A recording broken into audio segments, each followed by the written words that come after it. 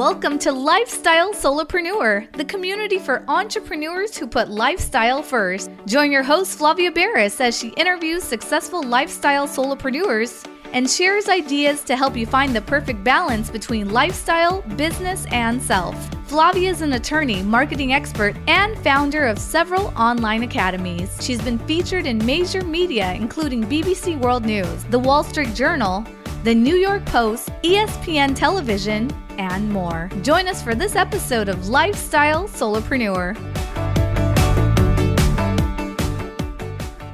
Hey, Lifestyle Solopreneurs. Today we get to speak with Freddie Rappina.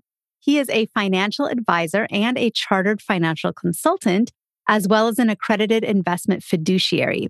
He founded Opta Financial, where he helps clients examine their current financial situation, finance goals, and complete a financial analysis. He provides recommendations and then helps to implement and review plans for his clients. He's also the author of the book, Playing the Wealth Game, which is available on Amazon and Audible. Welcome to the show, Freddie. Thanks for having me. Appreciate it. So good to have you. I actually love the topic of finance. I love the topic of money. And I think it's one of those topics, it's not taboo necessarily to talk about it, but there is some sort of discomfort. It's not like talking about the weather or who won the sports game. And so I think people do kind of clam up and it's kept kind of private. And so the more conversations we can have around wealth building, money and finances, I think it's just better for everyone all around. So welcome to the show. Really excited for this conversation.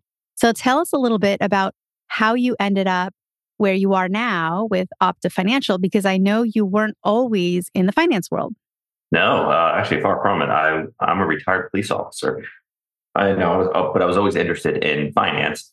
But recently, my 12th, 13th year on the force, I wanted to get into finance, and I started studying for certifications and doing all that. But I also wanted to do something different. I didn't want to be just the normal financial advisor that, just telling people that, hey, just invest some money in the market and wait for 30 years for compound interest to help build the wealth. And, and then you finally get your golden wheelchair at the end of your life. I don't believe in that. I didn't want to do that. So, but I know a lot of people think like that, and the financial world kind of forces that down people's throats. So wanted to, take my evidence-based mindset and really get around wealthy people and, well, what are they doing? Why is it so much different than what the financial world or even financial pundits, financial advisors are telling people to do? So definitely wanted to be different and help people actually build wealth, not just save money. Saving money sucks. Saving money is not fun. Saving money doesn't sound sexy at all. But building it and protecting it and using it, those are the conversations everyone wants to have. Right. Yes. And that's why I wrote the book, Playing the Wealth Game, because I wanted it to be known that, in my opinion, there are two different games going on in finance right now. So I wanted people to understand there were two games and for them to figure out which one they wanted to play. So the middle class has just really forced this idea of just saving and saving. And I call it checkers. And living debt free and all that. And I'm not saying there's anything wrong with those strategies. What I wanted to do is make sure that people understood the expectations of what those strategies can do. You can live a nice life. You can be happy, and that's super important. You can retire. You can go on vacations every once in a while. But what you can't do, in my opinion, is become wealthy. To become wealthy, you have to play chess. And chess is a totally different game with totally different set of rules. And a lot of it flies in the face of checkers. So checkers, and the biggest the thing that's going to separate a checkers player and a chess player, in my opinion, will be their attitude towards debt. So if you're a checkers player, you want to stay the hell out of debt. You want to have everything paid off, including your house and absolutely everything. But if you're a chess player, you actually want to be in as much debt as possible without over leveraging yourself. So just that right there, the two games are completely different, right?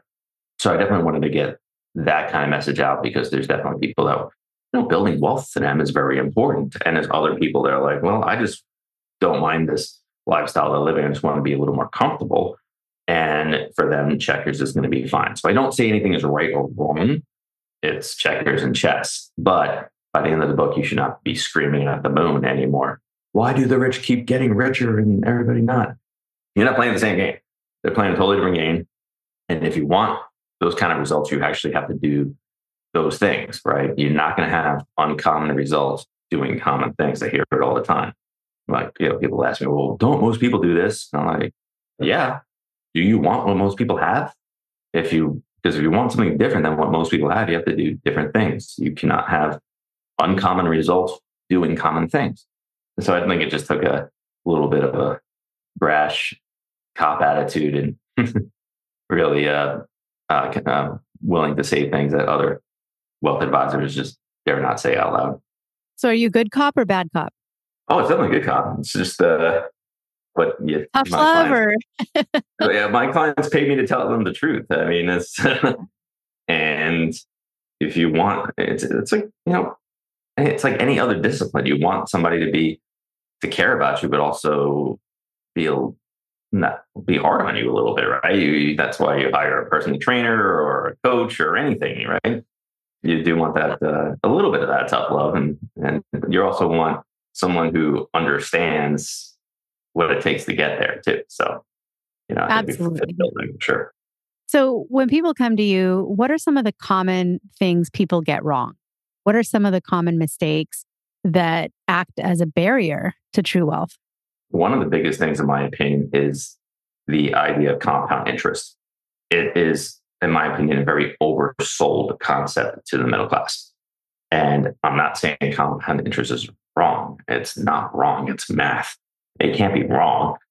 I'm saying it's oversold as a way to build wealth. So if you're getting like a 7% rate of return, your money should double every 10 years, right? That's like a rule of thumb. That's great. But how many sets of 10 do you have? And how old are you going to be when this money that you're saving and is compounding actually gets to it and a number where you're going to be able to take an income from that number and actually enjoy yourself? How long is that going to take? Right. So, but it's, in my opinion, it's a systemic issue because it's forced down the middle class's throat.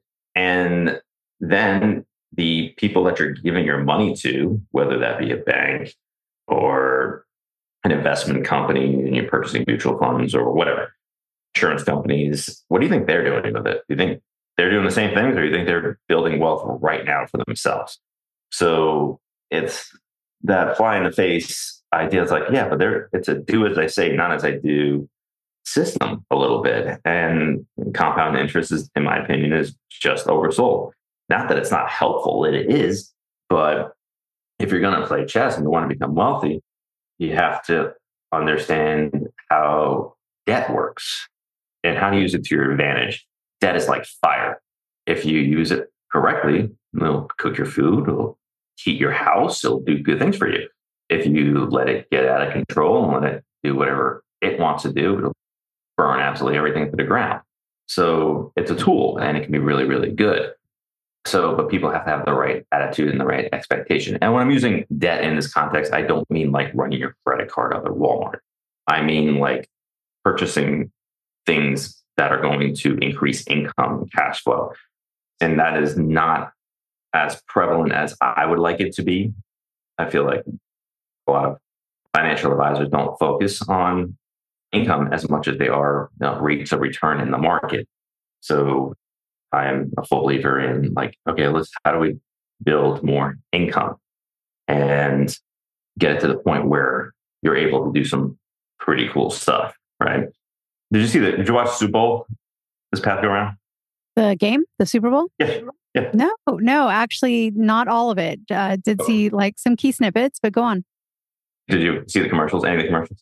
Oh yes, those are key snippets. Okay. Those are always key snippets. Yeah. Yeah. There was one. My favorite commercial from the Super Bowl was the Temu commercial. for a couple of reasons. One, I didn't realize it's actually pronounced Temu. I've been saying it wrong for a few years now. But the other reason why it's my favorite is because the tagline to it was "Shop like a billionaire," and I was very intrigued because it was selling the idea that the relationship between a typical American income and the products that are sold on Temu, the relationship is distant enough for somebody to feel like they're shopping like a billionaire on Amazon.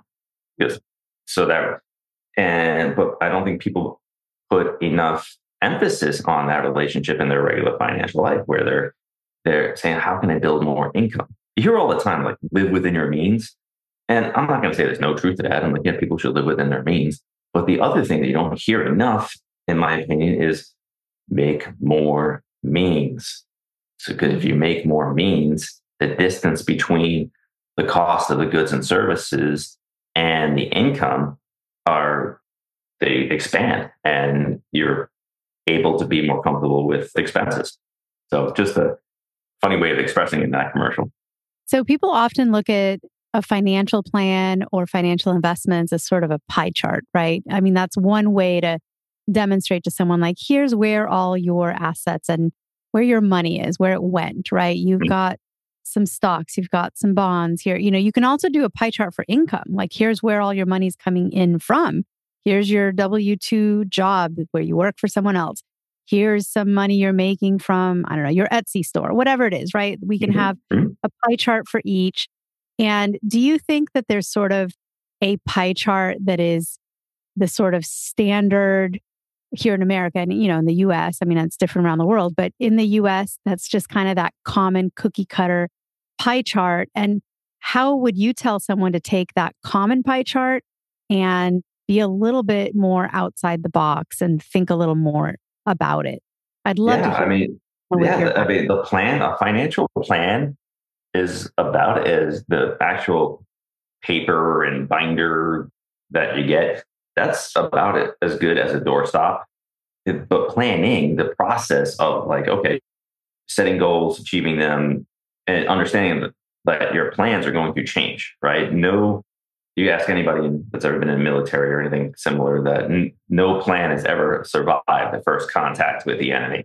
Like, plans just, like, forget it. You have to change your plan. You're going to have to audible. You're going to have to change it up on the fly. But if you have planned, your chances of being able to handle the change increase greatly. So, but yeah, the cookie cutter thing, especially with American finance, like, fund retirement accounts. And I'm not saying any of this stuff is bad, but, purchase insurance policies, fund retirement accounts, have 6 months of savings for emergencies, all this stuff. Like, and if you don't have your stuff together, right? If you're up to your neck in credit card debt and all that stuff, you need to play checkers, and you need to play it well or better, right? It's just have the understanding that is not going to bring you to the promised land. Sooner or later, you have to switch over to chess if that's your goal, right? And I'll prove it to you. I live in Tampa, so when we're not having hurricanes, there's usually boat shows down there. If I walked up to somebody with a $25 million yacht and asked them, hey, how'd you afford this yacht? This is awesome. Do you think that person's going to respond with, I fully funded my IRA, or I bought a well-diversified mutual fund, or I bought some insurance policy with a guaranteed X rate of return, or whatever? Those aren't going to be the answers, right? So why do we think that if we just continue to do, again, what they say, that we're going to be able to achieve some higher level of wealth? It's not likely going to happen that way. But purchasing assets, purchasing real estate, purchasing businesses, that is going to help us get to a higher level. It's amazing. I want to hear a little bit about your writing process. A lot of people who are aspiring entrepreneurs, they're like, hey, I have something to say, and I'd love a book that has my philosophies, my voice, my teachings in it. And you've done that. You've actually accomplished kind of the holy grail, right? You managed to write a book, because everyone has this aspiration. I would say 9 out of 10 people I talk to have a book in them that they wish they could get out. But it's hard to do. I mean, it's a big task. It's kind of like the Everest of term papers, right? You have to write and you have to, some people speak their books, other people write them. But in any event, you have to organize your thoughts and get it on paper. And that's a big project. How did you do this? What was the inspiration to write your book and how did you get it done? Yeah, it was an undertaking. It took about a year and a half. And especially when you're writing a financial book and financial times are changing while you're writing the book, you have to make some revisions. So, and it's kind of like getting a business tattoo, right? Because it's written, you wrote it in a book. So there's that element as well. But, just had to, working with a team, working with a good editor, Shirley Trump, I'll give her a shout out. And just going over things constantly and making sure that it is clear and it's what I wanted to say. And the other people that are reviewing the book, they're receiving it the way I wanted it projected. Because when you're thinking your own thoughts and you're seeing out your own eyeballs, it's hard to have that perspective and making sure that people are going to receive your message the way you intended to give it. Sometimes it's like, how did that person not get that from that? But they didn't. And if they didn't get it, that means thousands of other people won't get it and you have to change and write it in such a way that, no, they understand better now. So I wanted it to be a readable book. I didn't want it to be a financial mumbo jumbo book. So, but yeah, take some time for sure. And that's the hard part, is to take something like finance and make it interesting in a book. And I mean, you've done that. That's why your book's a bestseller. You've done a really good job of that. So for that, I commend you, because I think, again, I'm a big fan of increasing the knowledge out there about finances and how to sort of grow wealth in a real way that is, like you said, not just checkers, but actually moving on to that chess level. I love that analogy. I think it's such a good one. Yeah. And also when we talk about the chess level, you don't have to be at the Elon Musk, Jeff Bezos level to play chess. Like people think like, I'll never be as rich as those people. I'm like, okay, yeah, I'm never going to be good as Aaron Judge in baseball or Tiger Woods at golf. But it doesn't mean I don't practice and try to do the best I can, right? So it just having that idea, like, well, it doesn't take a ton more to get you to a much better level. It doesn't take it. Think about if you had just an extra $5,000 a month in your life, and what would that? How many doors would that open? And what would that feel like? And these aren't like impossible numbers, right? And 50 million, okay, maybe that's going to be difficult, right? But just extra few thousand, $5,000, $6,000, $7,000, $10,000 passive income or recurring income coming into your life. What is that? What door does that open up? Does that allow you to focus on your business differently? All right. And I know a lot of your audience might be like in their 9 to 5 and they're looking to take on an entrepreneur role, and they might want to phase out. Like, yeah, take it from somebody who's done it. I completely leverage that, right? It's okay to leverage your 9 to 5 and say, okay, I know my family's going to eat, everything's going to be fine with my 9 to 5. And I'm able to build my business slowly but surely, and I make sure it's got a good foundation before I cut the cord from the 9 to 5. So I think that's important. That's the way I did it. I mean, there's some people that go with the attitude that they're going to burn all the ships, so there's no way back, and that's certainly another way to go. But I certainly didn't choose that one.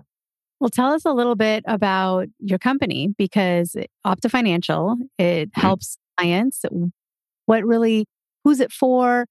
If anyone's listening and you're like, I want to maybe find out more about Opta Financial, where would they go? So tell us a little bit about it. I love hearing about people.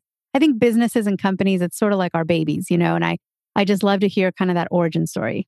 Yeah, I really enjoy taking people to that next level of wealth, whatever that means to them. But it's definitely for people who have probably saved a lot of money, but they're not feeling it. Like I use like a doctor as an example a lot. Let's say the doctor just graduates med school.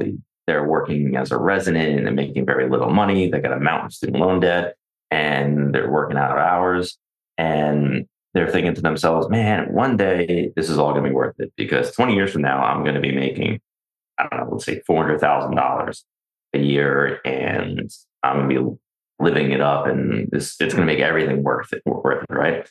But and then they do everything that the checker teachers say to do, right? And they save a whole bunch of money, and they've done a great job saving. But they probably haven't done a good job building wealth because now it's 20 years later and they still don't feel it. And they are making really good money, but they're not feeling like their lifestyle is increasing. So we like taking that person from the checker's mindset to the chess mindset if they want to do that. And we're very good at it. Well, many of our guests are super generous like yourself and offer something of value, something free and complimentary to the audience of Lifestyle Solopreneur. And you have offered a complimentary consultation, which I thought was an amazing gift. So thank you for that. We are linking it in our podcast guest gift vault. So podcastguestgift.com is how you access the vault with all of our guests' very generous freebies and gifts. But you can also go directly. So feel free to share that direct Calendly link as well. But tell us a little bit about what does a complimentary consultation involve? Sure. We don't want to charge for consultations through guests because we want to provide value, right? But the whole consultation process is making sure that we're going to be a good fit, that we're going to be a good fit for the client and the client's going to be a good fit for the firm, making sure the expectations are correct on both sides, to ask a whole lot of questions about our firm and what our services are. And importantly, a few questions that anybody should ask any wealth advisor, including myself, is, are you a fiduciary? That's number one, right? Because a fiduciary has to act in the best interest of the clients, not in their own best interest. And not everybody that claims to be a financial advisor has that legal standard. So you definitely want to ask that. And the other question would be like, it's okay to be like, hey, are you good yourself, right? Nobody wants to, if you walk to a gym and you said, hey, look, I want a personal trainer, and somebody completely out of shape showed up and said like, hey, I'm going to be your personal trainer, that wouldn't send the right message, would it? So and without getting too personal, it's okay to be like, okay, well, do you practice what you preach? Right. And we certainly do that. So, but the consultation is really just is to make sure that people are going to be able to be a good client. And our fees are as low as possible, lower than the market average. And we can do that for two reasons. One is because we have a good partnership that we don't have to do a whole lot of marketing for and we get a lot of business from. And the other reason is I know how to build wealth myself. And so I don't have to bleed out the clients to provide a great life for my kids and my family. So and technology has really expanded too. So because of all those reasons, we have lowered our fees and kind of passed that savings on to the clients. Well, it's been great learning about Opta Financial. And any parting words for people who are sitting at home, maybe feeling a little bit blue about their own finances and maybe feeling almost like listening to this and thinking, man, I have played this game all wrong. I'm here, not even playing checkers. I'm playing like skipping stones, or like I'm just not even in the game at all.